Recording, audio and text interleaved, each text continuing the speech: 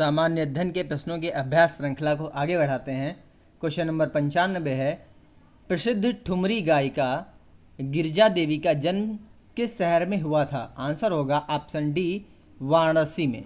व्याख्या है, बनारस घराने से संबंधित ठुमरी गायिका गिरिजा देवी का जन्म 8 मई 1929 को बनारस में हुआ था। पद्मश्री, पद्म भूषण तथा पद्म विभूषण आदि सम्मानों से सम्मानित गिरिजा देवी की मृत्यु 24 अक्टूबर 2017 कोलकाता में हुई थी। क्वेश्चन नंबर 96 है, उत्तर प्रदेश का सबसे पूर्वी शहर निम्न में से कौन है? आंसर होगा ऑप्शन ए, बलिया। सबसे पूर्वी शहर बलिया। आप इसको ऐसे याद रखें, ये बना लीजिए, आप यूपी का मैप मान लीजिए। तो यहाँ सबसे पूर्वी आपका ये हो जाएगा आपका बलिया, और ये आपका इधर हो जाएगा पश्चिमी शामली, पश्चिमी हो जाएगा शामली, और उत्तरी हो जाएगा सहारनपुर, ये हो जाएगा आपका सहारनपुर, और ये दक्षिणी आपका सोनभद्र। ऐसे याद रखें। व्याख्या है, उत्तर प्रदेश का सबसे पूर्वी और पश्चिमी जिला क्रमशः बलिया तथा शामली है, जबकि उत्तरी और दक्षिणी जिला क्रमशः सहारनपुर तथा सोनभद्र है। उल्लेखनीय है कि बलिया की पूर्वी सीमा बिहार के 3 जिलों भोजपुर, छपरा, सिवान से घिरी हुई है। क्वेश्चन नंबर 97 है, कौन सा युग्म सुमेलित नहीं है? तो वाराणसी संस्कृति एवं धर्म बिल्कुल सही है। लखनऊ प्रदेश की राजधानी, ये उत्तर प्रदेश राज्य की राजधानी है लखनऊ। और झांसी औद्योगिक केंद्र नहीं, अगर यहाँ पे कानपुर होता तो सही था, लेकिन झांसी नहीं है। झांसी ऐतिहासिक शहर है, ऐतिहासिक, क्योंकि यहाँ पे रानी लक्ष्मीबाई का संबंध है। क्वेश्चन नंबर आप डी है विकल्प, देख लेते हैं। मुरादाबाद, ये पीतल उद्योग के लिए फेमस है। व्याख्या में है, वाराणसी संस्कृति एवं धर्म, लखनऊ प्रदेश की राजधानी, झांसी ऐतिहासिक पर्यटन स्थल है, मुरादाबाद पीतल उद्योग।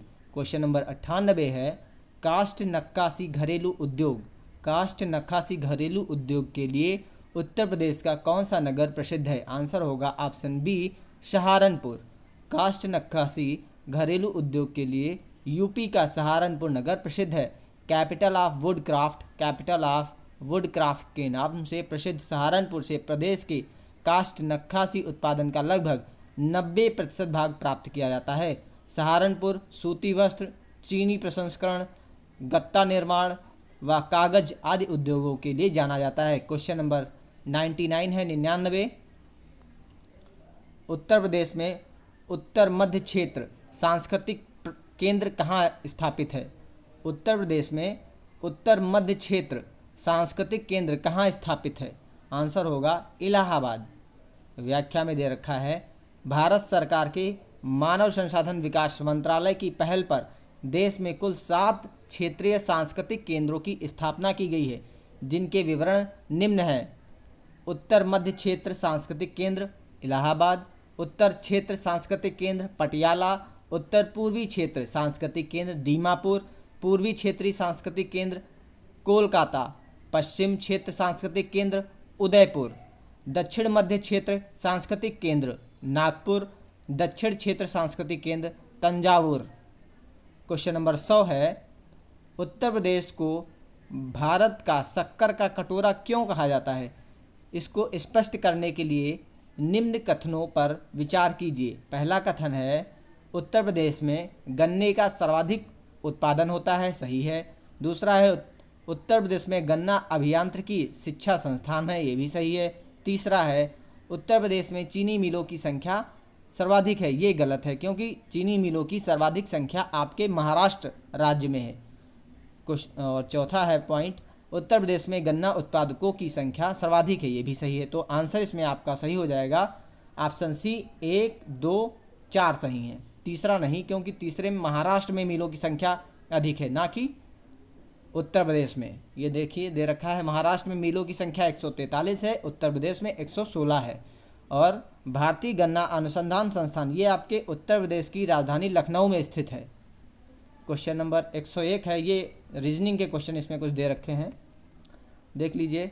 ये भी वेन रेखाचित्र की सहायता से तर्क वाक्य कुछ फेरी वाले लखपति हैं। सही प्रतीकीकरण निम्न में से कौन सा होगा? आंसर हो जाएगा आपका ऑप्शन सी।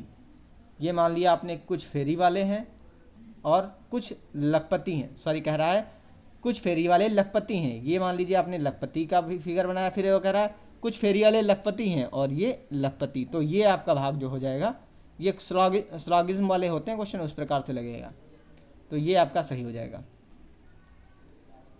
ये देखिए दे रखा है यहाँ पे,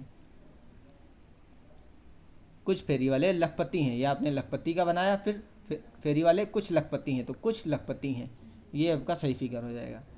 क्वेश्चन नंबर 102 है, एक बंदर किसी फिसलनदार 16 मीटर ऊंचे खंभे पर चढ़ता है। ध्यान से देखिएगा, यदि वह 1 मिनट में 1 मीटर चढ़ता है तथा अगले मिनट में 1/4 फिसल जाता है, 1/4 मीटर फिसल जाता है, यानी 0.25 मीटर फिसल जाता है, तो वह खंभे की चोटी पर पहुंचेगा कब? मान लीजिए ये आपका खंभा है, ये आपका खंभा है, ये यहाँ वो 1 मीटर चढ़ा, लेकिन अगले ही मीटर जब ऊपर चढ़ने के लिए तैयार हुआ, वो 0.25 यानी 1/4 मीटर नीचे फिसल गया, तो चढ़ा कितना? 2 मिनट में। 2 मिनट में, दूसरे मिनट में ये देखिए दे रखा है 1 मिनट में इतना चढ़ता है तथा अगले मिनट में 1/4 फिसल जाता है। 1 मिनट में वो चढ़ा और अगले मिनट में यानी 2 मिनट में वो कितना चढ़ा?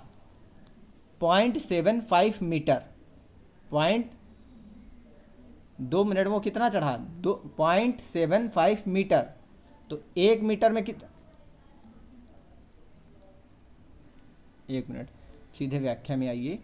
देखिए प्रश्नानुसार दे रखा है बंदर 1 मिनट में 1 मीटर चढ़ता है, ठीक है, किंतु अगले मिनट वह 0.25 मीटर नीचे आ जाता है, इसलिए बंदर 2 मिनट में चढ़ी गई दूरी कितनी होगी? 0.7 मीटर होगी, ठीक है। फिर 0.75 मीटर चढ़ने में लगा समय 2 मिनट है, यानी अगर वो 0.75 मीटर चढ़ने में 2 मिनट लगाता है तो 1 मीटर चढ़ने में कितना लगाएगा? 2/0.75 मीटर, सॉरी मिनट। 1 मीटर चढ़ने में लगाएगा 2/0.75 मिनट, ठीक है। अब कह रहा 15 मीटर, और यहाँ पे ध्यान दीजिए, क्वेश्चन में कह रहा है कि उसको 16 मीटर चढ़ना है, तो पहले हम उसको 15 मीटर चढ़ाएंगे, क्योंकि कह रहा है कि 1 मीटर में वो 1 मिनट में 1 मीटर चढ़ता है, इसलिए हमें अगले मीटर वो जब 16वें मिनट में आएगा तो ऊपर चढ़ ही जाएगा, ना कि नीचे फिसलेगा। जब यहाँ पे वो पहुँच जाएगा तब फिसलने की कोई बात ही नहीं रही, इसलिए हम 15 मिनट तक लेंगे उसको, 15 मीटर चढ़ाएंगे पहले, यानी जब 1 मीटर चढ़ाने की बात हुई तो 2/0.75 मिनट लगा, और 15 मीटर चढ़ाना है तो 2/0.75 इंटू 15 मिनट लगेगा। तो इसको हम डिवाइड करके देख लेते हैं, पॉइंट हटाया, यहाँ पे इंटू में 100 आया, 25 या 75 और 25 चौकू 100, 3 पचे 15, यानी ये आपका 5 चौकू 20 दूना 40 मिनट में वो चढ़ जाएगा। और अगले मिनट में इसलिए 16 मीटर चढ़ाना है, इसलिए अगले मिनट में वो चढ़ जाएगा पूरा, यानी 16 मीटर चढ़ने में उसको 41 मिनट का समय लगेगा। ओके। क्वेश्चन नंबर 103 है, एक व्यक्ति के चित्र को देखते हुए संजय ने कहा इसकी माँ मेरे पिता के पुत्र की पत्नी है, मेरा कोई भाई बहन नहीं है। संजय किसके चित्र को देख रहा था? ऐसा क्वेश्चन बहुत इजी हो जाता है जब वो कह देता है मेरा कोई भाई बहन नहीं है। तो इसमें हम क्वेश्चन ऐसे पकड़ते हैं कि किसने कहा? संजय ने कहा, ले लिया। फिर उसका संबंध दर्शाते हैं, जिसने कहा, किसने? मेरे पिता के पुत्र। अब इसमें व्याख्या में आइए सीधे। उसने कहा, देखिए संजय को लिया, पहले हमने संजय यहाँ पे लिख लिया, फिर कह रहा मेरे पिता, ठीक है। अब उसका कोई भाई बहन तो है नहीं, तो यानी खुद ही की बात कर, मेरे पिता के पुत्र, यानी खुद की बात कर रहा है। मेरे पिता के पुत्र की पत्नी यानी ये हो गई, ठीक है। कह रहा है पत्नी, पुत्र की पत्नी, मेरा कोई भाई बहन नहीं है। और ये माँ की बात कर रही है, यानी वो बच्चा जो होगा, यानी ये वो फोटो जो होगी, ये इसकी माँ होगी, फ़ोटो, तो यहाँ देखिए, ये आपकी मान लीजिए यहाँ पे फ़ोटो थी, तो उसने कहा मेरे पिता के पुत्र, पुत्र ये खुद की बात कर ली, पत्नी, ठीक है, और उसकी माँ है यानी इसकी माँ यानी ये, ठीक है, तो यानी वो अपने पुत्र की ही बात कर रहा है। ओके। क्वेश्चन नंबर 104 है, सारणी में लुप्त संख्या ज्ञात करनी है। तो कैसे करना है देखिए, इसको ध्यान से देखिए। पहले 9 है, 8 है, 7 है, फिर 4 है, 5 है, 6 है, फिर ये, ठीक है। अब इसको आप देख लिया आपने। अब देखिए इसमें आप देखेंगे तो 9 + 7 कितना हुआ, 16। 16 को आप 2 से डिवाइड करेंगे तो 8 आ जाएगा। इसी प्रकार 4 + 6 2 से डिवाइड करेंगे कितना आ जाएगा, 5। उसी प्रकार से 20 + x/2 कितना आ जाएगा, यानी 12 हो जाएगा। 20 + x/2 बराबर 12, यानी कैसे हुआ, 20 + x = 12 × 2, तो 20 + x = 24, यानी x = 24 - 20, यानी x = 4, यानी 4 आंसर हो जाएगा आपका। अगला क्वेश्चन है, ये क्वेश्चन बहुत ईजी होते हैं। क्वेश्चन कह रहा है, राम 1 किलोमीटर पूर्व दिशा में चलकर, अब देखिए जिस जैसे कह रहा है वैसा करते जाइए। ये पॉइंट आप यहाँ रुकिए, 1 मीटर पूर्व, 1 मीटर, ये 1 मीटर पूर्व में चल गया, ठीक है। फिर कह रहा है 5 किलोमीटर दक्षिण में, अब 5 किलोमीटर वो दक्षिण में जाएगा, ये 5 किलोमीटर दक्षिण हो गया। फिर ये आभासी मान लीजिए, अब बिल्कुल एग्जैक्ट नहीं है, 1 मीटर ये, फिर 5 मीटर ये, फिर वहाँ से वो 2 किलोमीटर पूर्व गया, ये आप 2 किलोमीटर पूर्व में आ गए, ठीक है, पूर्व दिशा में। फिर अंत में 9 किलोमीटर उत्तर दिशा में, ये आ गया 9 किलोमीटर उत्तर दिशा में, ये हो गया 9, ठीक है। और वह अपने बिंदु से कितनी दूरी पर है, यानी इस बिंदु से इस बिंदु की दूरी ज्ञात करनी है, ये दूरी आपको ज्ञात करनी है। ये आप कैसे ज्ञात करेंगे, इसको अब मिला दीजिए पूरा, ये कितना हो जाएगा, यहाँ पे कहा था उसने 2 मीटर, यहाँ पे कहा था उसने 2 मीटर, ये 2 मीटर पूर्व गया था। 5 किलोमीटर दक्षिण चलने के बाद में, ये दक्षिण चलने के बाद 2 मीटर पूर्व गया, पूर्व आया। अब देखिए 1 मीटर ये था और 2 मीटर ये हुआ, तो ये कितना हो गया, ये पूरा 3, ठीक। और 5 मीटर ये था, यानी 5 मीटर यहाँ तक की हुई, और पूरी 9 दे रखी है, यानी ये भी 5 हो गई, ठीक है। ये यहाँ तक की 5 हो गई, तो ये बची हुई कितनी हो गई, 4। अब हमको ये निकालनी है दूरी, तो एक ट्रिपलेट होता है 3 4 5, तो ये आपका हो गया 5 किलोमीटर, ये आंसर हो गया।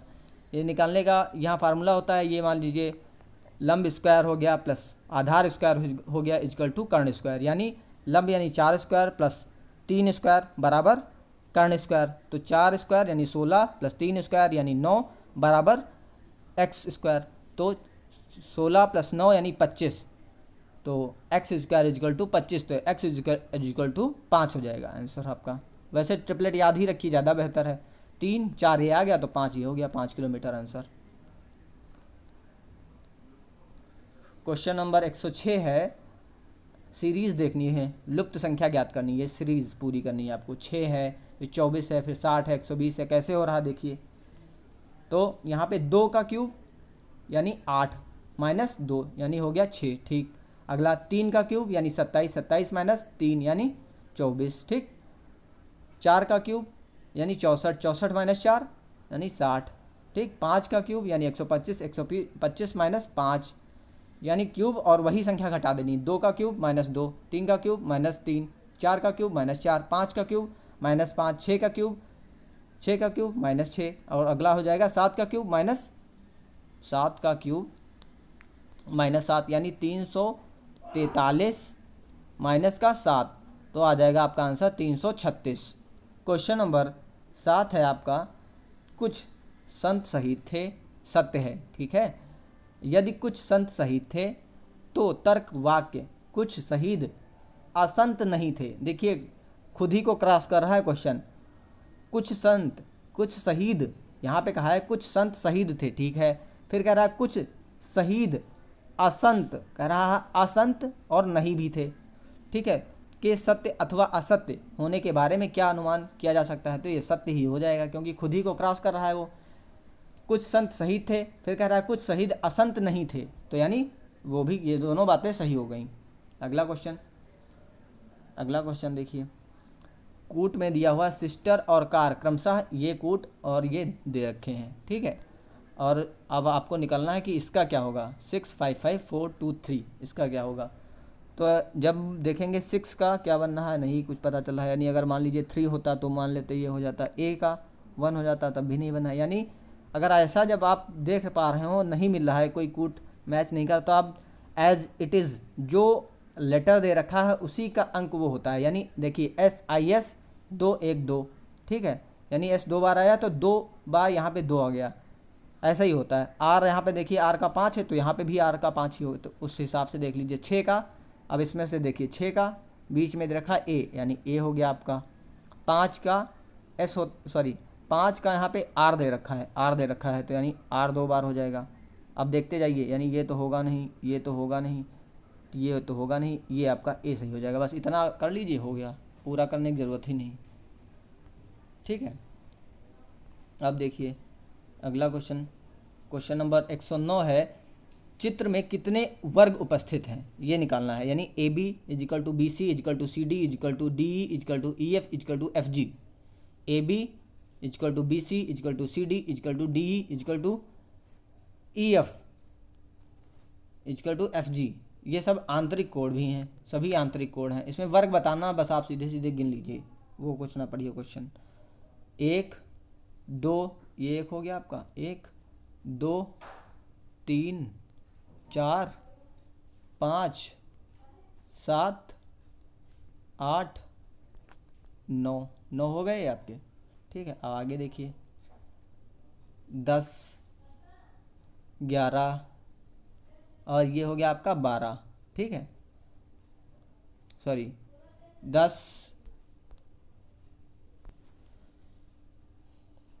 देखिए वर्ग एक बार फिर से गिन लेते हैं। 1 2 3 4 5 6 7 और ये हो गया 8, ठीक। और फिर ये आपका 9, ठीक, ये आपका 10, फिर ये आपका 11, ये 11 हो गए आपके, और ये आपका 12 और ये आपका 13 आंसर हो जाएगा आपका। Okay, thank you.